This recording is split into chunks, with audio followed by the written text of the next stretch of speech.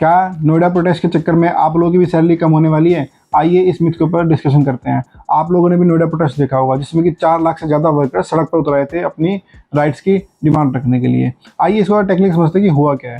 1 अप्रैल 2026 से नए labour law applicable हो गए हैं, जिनके अकॉर्डिंग आपकी सैलरी का 50% बेसिक सैलरी मतलब जो है आपके सीटीसी के 50% होना मैंडेटरी है।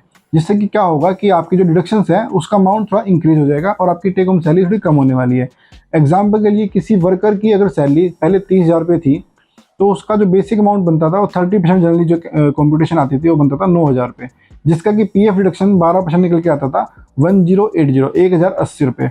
और अब क्या हो रहा है कि अब अगर उसकी सैलरी जो बेसिक सैलरी है वो 50% होगी तो 15,000 रुपये होगी, और 15,000 की सैलरी का बेसिक सैलरी का जो पीएफ डिडक्शन निकल के आएगा वो बनता है 1,800 रुपये। ये तो इफेक्टिवली आपका जो डिडक्शन अमाउंट है वो 780 रुपये से इंक्रीज हो गया है।